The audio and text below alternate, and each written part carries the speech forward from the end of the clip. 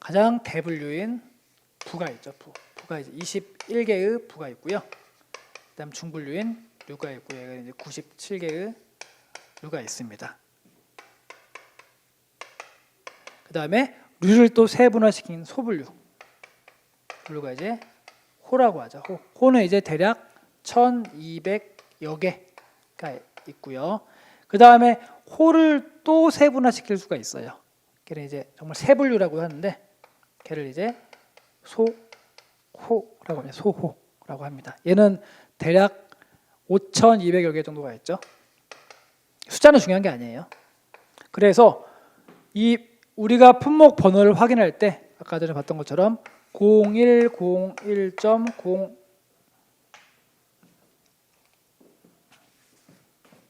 10 이렇게 되어 있다고 한다면 이 앞에 두 개 바로 류죠. 류. 그래서 앞에 두 개만 보면 01류에 해당이 되는 살아있는 동물이구나 라는 걸 우리가 확인할 수가 있고요.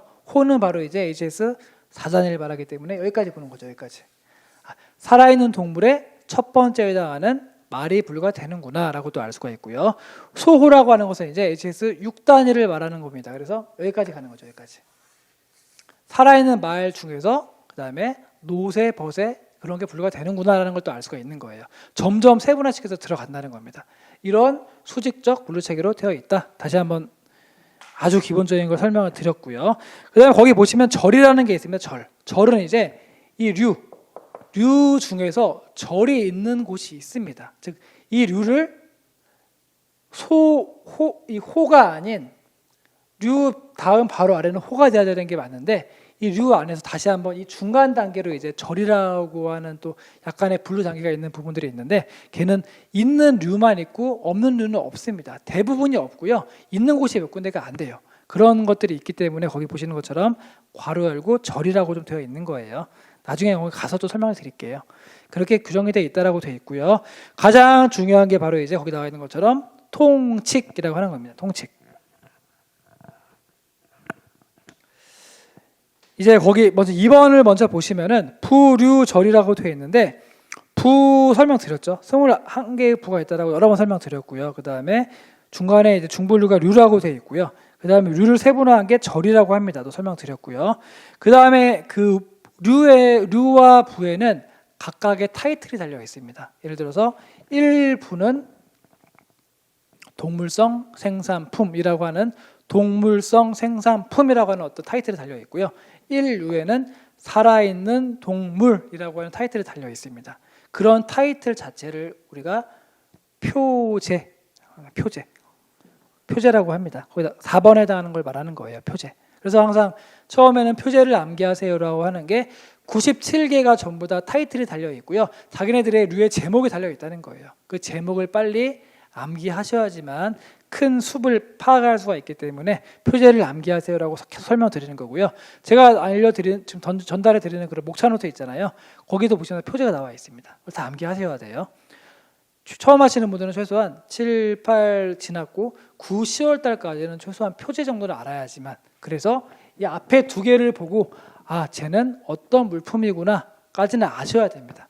거기까지는 아셔야 되고 거기까지는 뭐 2달 안에면 충분히 암기는 가능하죠.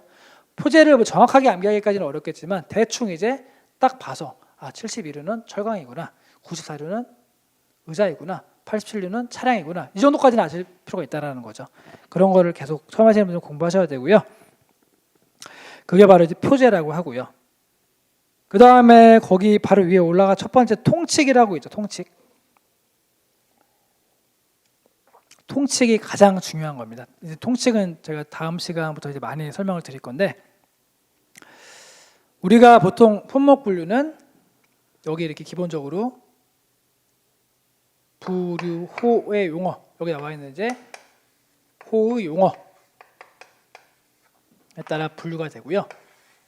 그 다음에 여긴 또 없지만 이제 주 아까 설명드렸죠. 주 각 류나 각 부에는 주라는 게 명시가 되어 있어서 주 어떠한 기준이죠. 즉 이 물품들이 여기로 분류하기 위한 이 호의 용어로 분류하기 위한 어떤 기준이나 가이드를 나타내 주는 게 바로 이 주라고 하는 겁니다.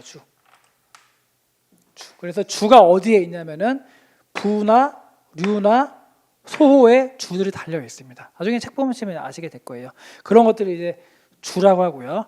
주랑 이런 호의 용어, 주와 호의 용어를 가지고 이렇게 어디로 분류되는지 이 번호를 찾아가는 과정을 이제 품목 분류라고 하는데, 이런 모든 걸 통틀어서 이런 모든 절차는 바로 거기 나와 있는 1번에 나와 있는 통칙에 따라서 분류를 하는 겁니다. 그래서 이 주라고 하는 게 일반적인 개별 법령이라고 한다면, 예를 들어서 식품위생법, 어린이집품 안전특별법, 전파법, 전경품 안전관리법, 이런 기본적인 수출입 물품에 관한 법이라고 한다면, 통칙이라고 하는 것은 모든 것을 아우르는 어떤 헌법이라고 해야 되나? 그런 기준이라고 생각하시면 돼요. 그래서 통칙이 가장 중요한 거고요.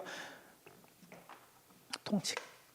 그래서 HS의 3대 요소가 바로 이제 통칙과 주와 호의 용어, 이 세 가지를 가지고 이 품목 번호를 찾아가는 절차를 바로 이 품목 분류 과정이라고 하는 거예요. 우리가 공부하는 모든 거를 한마디로 표현한다면 통칙과 주와 호의 용어를 근거해서 이 품목 분류 번호를 찾아가는 과정이라고 할 수 있다라고 설명을 드릴 수 있습니다. 첫 번째 통칙 1번에 나와 있는 거죠. 그래서 상품을 분류하는 데 있어서 용어나 분류상의 관점에 따라서 해석될 수 있는 요소들의 통일적 적용을 분류하기 위한 원칙을 정해놓은 것이다. 가장 중요한 대원칙이고요.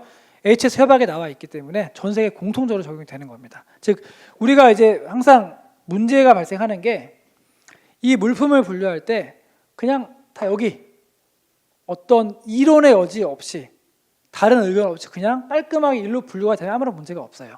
그냥 쉽죠. 그런데 나중에 보시면 아시겠지만 분류를 할 때 여기인지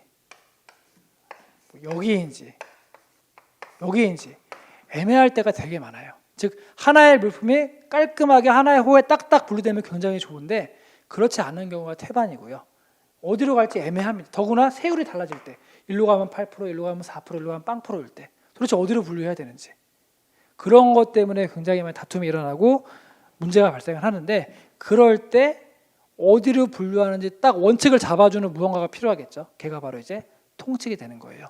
물론 이 주들도 중요하겠지만, 주들도 각각의 얘네들을 분류할 때 다 또 주들이 있기 때문에, 즉 여기로 가는 주가 있고요, 일로 가는 주가 있고, 일로 가는 주가 세 개가 다 붙어 있다는 거죠. 그럼 도대체 어디로 갈지, 왜냐하면 주에 따라서 다 분류했는데 그래도 답이 안 나오는 거죠. 그럴 때 어디로 갈지 딱 아주 큰, 뭐라고 해야 되나, 밑에 동생들이 막 싸우고 있을 때 딱 질서를 잡아주는 아버지 같은 존재, 큰 형 같은 존재, 그런 게 바로 이제 통칙이 되는 거예요. 그래서 품목 분류할 때 이 물품을 하나의 호로 분류할 수 있게끔 아주 기준이 되는 가이드라인이 있는데, 그걸 바로 이제 통칙이라고 한다.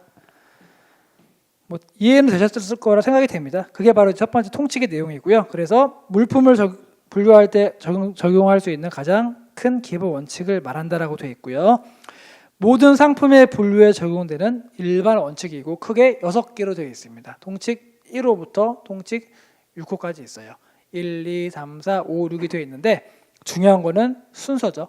그냥 아무거나 나는 왠지 5가 좋아, 5 적용할래, 그런 게 아니라는 거예요.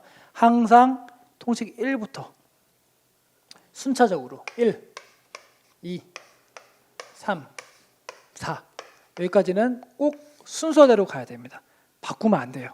그 다음에 5와 6은 그냥 경우에 따라서 해당이 될 때에만 적용이 되는 겁니다. 이것도 꼭 아주 중요한 원칙입니다. 그래서 통칙은 반드시 1부터 4까지 순차적으로 적용을 해야 되고, 5와 6 같은 경우에는 필요한 경우에 하나 적용한다, 그런 말들이 나와 있죠. 통칙은 다음 시간부터 엄청 많이 자세하게 볼 거기 때문에 이 정도만 하고 넘어갈게요.